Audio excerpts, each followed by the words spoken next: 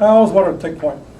I haven't mentioned that, but I'd rather be the lead than have somebody else do that for me.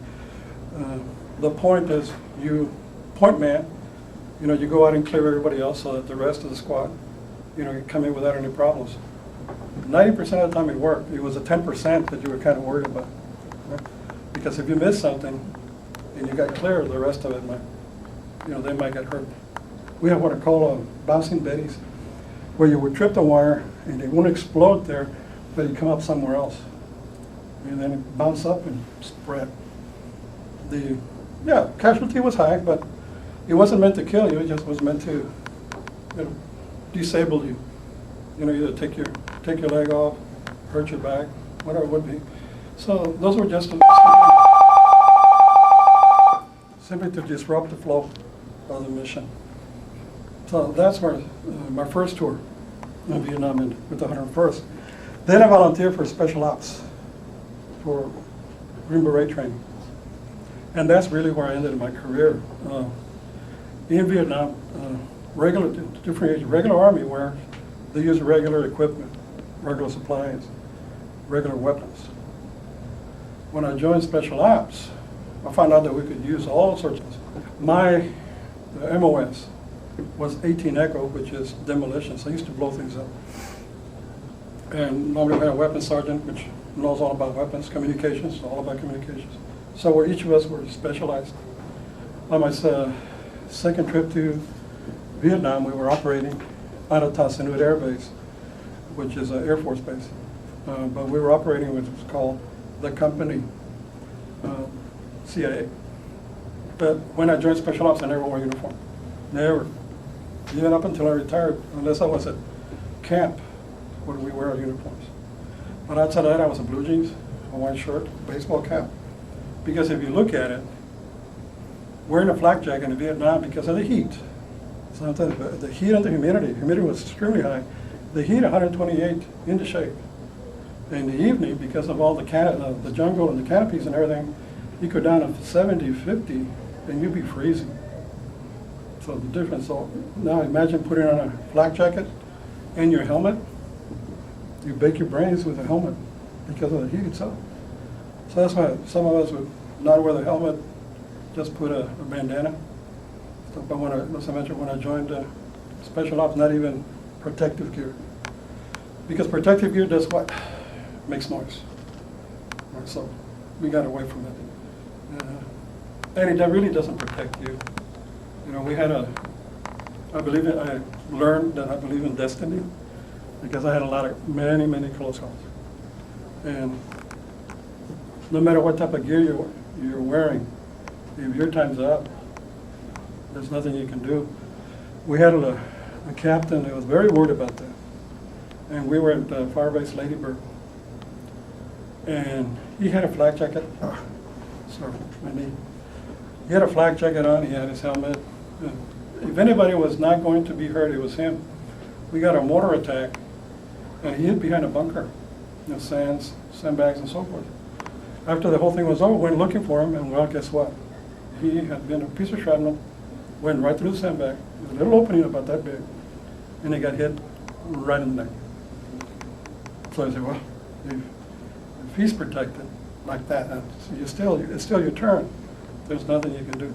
So fighting there, or at least being in firefights, gives you a very clear understanding of life and death. So it more or less teaches you that your hands are in God's hands if you believe in God. It's somebody else's, because I had a lot of friends that pushed me out of the way and they got it. So it does give you an understanding. I had talked about the people, the Vietnamese people. They're like you and me, except that they were the enemy. But there were a lot of people that were decent. They would do a lot of things for you. And then you had the opposite. People who just want to kill you for whatever reason, because we're in their country. Fight against their uncles, their cousins, their fathers, and so forth. We had little kids that when we were going to Saigon, they come by and GI-san, shine shoe. So you go out there and shine them, that distract you, and that thing will blow up. So there's basically what happens. Somebody mentioned the similarities between Vietnam and Iraq.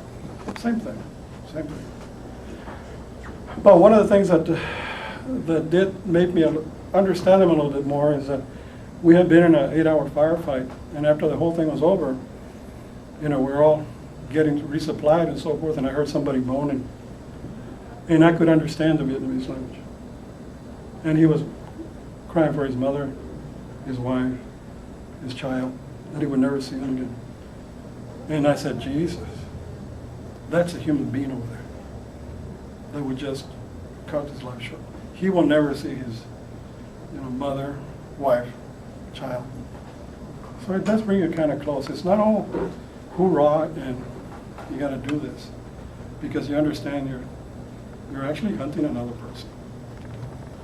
So a lot of it, as I mentioned, the other class was a lot of it was psychological. You have to be able to do this. At the same time, the North Vietnamese were very cold. They would torture children and babies.